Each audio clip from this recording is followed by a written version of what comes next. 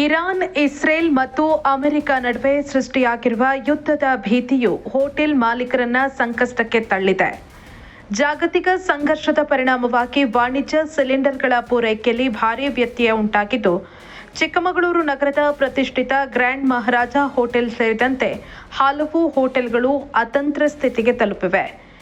ಗ್ರಾಹಕರಿಗೆ ಸಕಾಲಕ್ಕೆ ಊಟೋಪಚಾರ ನೀಡೋದಕ್ಕೆ ಹರಸಾಹಸ ಪಡ್ತಾ ಇರೋ ಮಾಲೀಕರು ಅನಿವಾರ್ಯವಾಗಿ ಆಧುನಿಕ ಒಲೆಗಳನ್ನು ಬಿಟ್ಟು ಹಳೆಯ ಪದ್ಧತಿಯ ಸೌದೆ ಒಲೆಯ ಮೊರೆ ಹೋಗಿದ್ದಾರೆ. ದಿನಕ್ಕೆ ಕನಿಷ್ಠ 4 ಸಿಲಿಂಡರ್ಗಳ ಅವಶ್ಯಕತೆ ಇರುವ ಈ ಹೋಟೆಲ್ಗೆ ಸದ್ಯ ಕೇವಲ 2 ಸಿಲಿಂಡರ್ಗಳು ಮಾತ್ರ ಪೂರೈಕೆ ಆಗ್ತಾ ಇರೋದು ಪರಿಸ್ಥಿತಿಯ ಗಂಭೀರತೆಗೆ ಕೈಗನ್ನಡಿಯಾಗಿದೆ. ಅನಿಲದ ಕೊರತೆಯಿಂದಾಗಿ ಅಡುಗೆ ಮನೆಗಳಲ್ಲಿ ಸಂಕಷ್ಟ ಎದುರಾಗಿದ್ದು, ಹೋಟೆಲ್ ಸಿಬ್ಬಂದಿ ಈಗ ಸೌದೆ ಒಲೆಗಳ ಮೂಲಕವೇ ಗ್ರಾಹಕರ ಹಸಿವು ನೀಗಿಸುವುದಕ್ಕೆ ಸಜ್ಜಾಗ್ತಿದ್ದಾರೆ. ಈ ಕುರಿತು ನಮ್ಮ ಚಿಕ್ಕಮಗಳೂರು ಪ್ರತಿನಿಧಿ ಡ್ಯಾನಿ ನೀಡಿರುವ ಪ್ರತ್ಯಕ್ಷ ವರದಿ ಇಲ್ಲಿದೆ.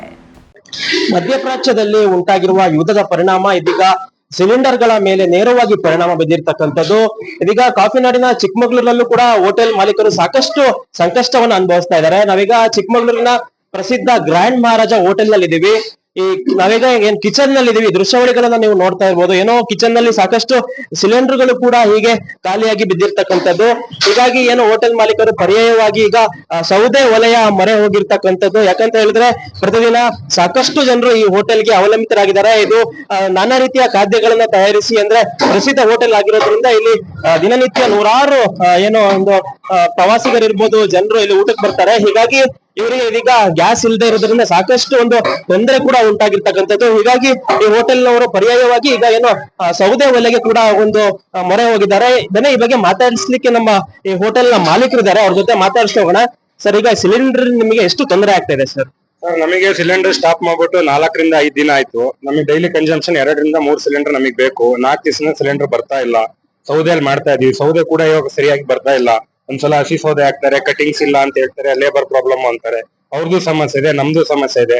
ನಮ್ಮ ಹೋಟೆಲ್ಗೆ ಏನು ರೆಗ್ಯುಲರ್ ಆಗಿ ಬರ್ತಾ ಇದ್ರು ಕಸ್ಟಮರ್ಸ್, ಅವರಿಗೆ ತುಂಬಾ ಅನಾನುಕೂಲ ಆಗ್ತಾ ಇದೆ ಈ ಪರಿಣಾಮದಿಂದ. ಸರಿಯಾಗಿ ಅವರಿಗೆ ಅವ್ರು ಏನ್ ಇಷ್ಟ ಪಡ್ತಾರೆ ಆ ತರ ನಾವು ಅವರಿಗೆ ಬಲ್ಸ್ಲಿಕ್ಕೆ ಆಗ್ತಾ ಇಲ್ಲ. ತುಂಬಾ ಅಂದ್ರೆ ತುಂಬಾ ಎಫೆಕ್ಟ್ ಆಗ್ತಾ ಇದೆ ಸರ್. ಇದರಲ್ಲಿ ಮುಂದೆ ಇನ್ನ ಯಾವ ಮಟ್ಟಿಗೆ ಇದು ದೊಡ್ಡದಾಗಿ ಬೆಳೆಯುತ್ತೆ, ಏನಾಗುತ್ತೆ ಅನ್ನೋದು ಕಾದ್ ನೋಡ್ಬೇಕಾಗಿದೆ ಸರ್. ಗ್ಯಾಸ್ ಪೂರೈಕೆದಾರನ್ನ ಕೇಳಿದ್ರೆ ಏನ್ ಹೇಳ್ತಾರೆ? ಪೂರೈಕೆದಾರರು ಅವ್ರು ಹೇಳ್ತಾರೆ ಇಷ್ಟು ಗೋಡನ್ ಅಲ್ಲಿ ಸ್ಟಾಕ್ ಇಲ್ಲ. ಎಲ್ಲ ನೀವು ಚಿಕ್ಕಮಗಳೂರಲ್ಲಿ ಎಷ್ಟು ಏಜೆನ್ಸಿ ಇದೆ ಎಲ್ಲದಕ್ಕೂ ಕಾಂಟ್ಯಾಕ್ಟ್ ಮಾಡಿದ್ರು ಅವ್ರ ಹತ್ರ ಕೂಡ ಸ್ಟಾಕ್ ಅವೈಲಬಿಲಿಟಿ ಇಲ್ಲ ಸರ್. ಇದು ತುಂಬಾ ಅಂದ್ರೆ ತುಂಬಾ ಇದಾಗ್ತಾ ಇದೆ. ಇದೇ ತರ ಇಲ್ಲ ಕಂಟಿನ್ಯೂ ಅಂದ್ರೆ ಮುಂದೆ ಗಾಡಿಗಳಿಗೂ ತೊಂದರೆ ಆಗ್ಬೋದು. ಇದು ಇವಾಗ ನಮಗೆ ಸಪ್ಲೈಸ್ ಆಟೋದಲ್ಲಿ ಬರ್ತಾ ಇದ್ರು ಕೆಲವರು ಡೆಲಿವರಿ ಮಾಡೋರು. ಇವತ್ತು ಅವ್ರಿಗೆ ಗ್ಯಾಸ್ ಇಲ್ಲ ಅಂತಂದ್ರೆ ಅವರು ಕೂಡ ಬರ್ತಾ ಇಲ್ಲ. ನಮಗೆ ಹೊರಗಡೆ ಆರ್ಡರ್ ಕಳಿಸ್ಲಿಕ್ಕೂ ಕೂಡ ಲೈಟ್ ಆಗಿ ಇವಾಗಿಂದ ಸಮಸ್ಯೆ ಸ್ಟಾರ್ಟ್ ಆಗ್ತಾ ಇದೆ. ಮತ್ತೊಂದಷ್ಟು ಕೆಲವು ಖಾದ್ಯಗಳನ್ನ ನೀವು ಗ್ಯಾಸ್ ನಲ್ಲೇ ಮಾಡ್ಬೇಕಾಗುತ್ತೆ. ಆ ಐಟಮ್ಗಳನ್ನೆಲ್ಲ ಹೇಗ್ ಮಾಡ್ತಾ ಇದೀರಿ? ಆದಷ್ಟು ನಾವು ಸೌದೆ ಇದ್ರಲ್ಲೇ ಪ್ರಿಫರೆನ್ಸ್ ಕೊಡ್ತಾ ಇದೀವಿ ಸರ್. ಎಷ್ಟಾಗುತ್ತೆ ಅಷ್ಟು ಕಟ್ ಮಟ್ಟಿಗೆ ಇದ್ರಲ್ಲಿ ಮಾಡ್ತಾ ಇದೀವಿ.